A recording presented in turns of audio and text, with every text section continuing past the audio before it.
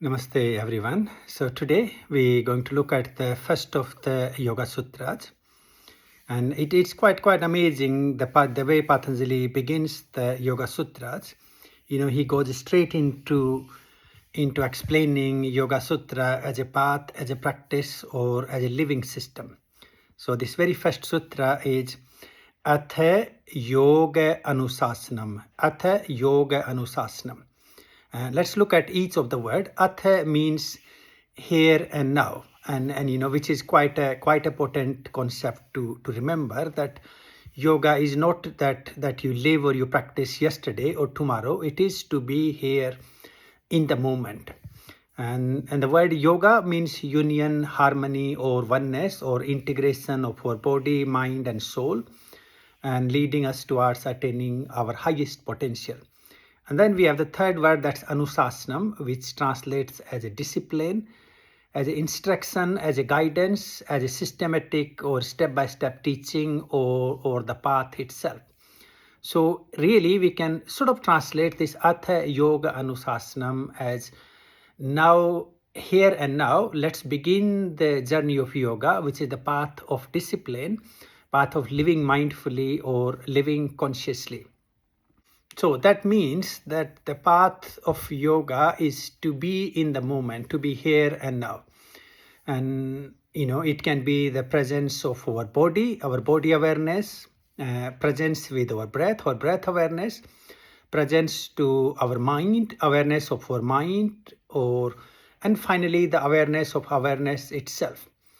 And when we begin to bring our attention to these moments, we open our doorway to inner healing, as when the moment we become aware or we become conscious to all the drama that is happening in our mind.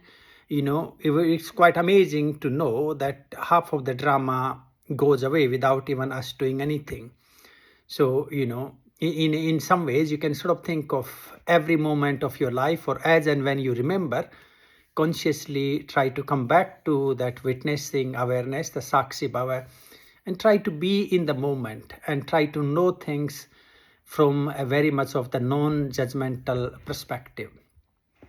Every time we become aware to our thoughts, can we try to live without being trapped into that victim personality or that I-ism, the asmita idea. Every time we fully experience, every moment as we are experiencing it first time, to be here. And that's where the journey of yoga really begins. And then, the Anusasanam, the discipline really sort of demands for that sincerity, that regulation, that repetition. And I know that one of the trouble we have in our modern time, the word discipline seems to be like something to be forced on us, and lots of time we get negative about it, as it seems like a punishment. But do remember, this Anusasanam or this yogic discipline is actually not punishment. It is self-respect, respect of your time, your energy, your space, respect towards your body, respect towards your practice. And then, our sadhana may begin with like waking up for the morning sadhana, practicing our Hatha yoga regularly, maintaining our breath awareness, speaking truthfully or speaking kindly, eating mindfully, eating healthy, taking time for our regular prayer or meditation or the swadhyaya, the self-study. So these simple practices will change our life from a chaos into a discipline. And so this is what, yoga offers us, that systematic method.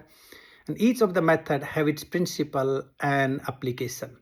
And it's amazing that these are the time-tested teachings of yoga that we are blessed with, or we are blessed to have these teachings in our life. So just to be, again, to remind that yoga is not a random activity. It is a science of self-transformation, and that self-transformation will manifest in our life when we begin to practice yoga or begin to live yoga as part of our daily life. Without the presence, discipline becomes mechanized. Without the discipline, the presence becomes temporarily. So in a way, being present or being aware, being mindful with the discipline is what yoga or the yoga practices, yoga sadhana is all about.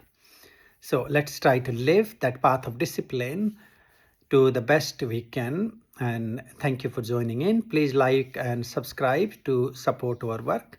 Om Shanti Shanti Om.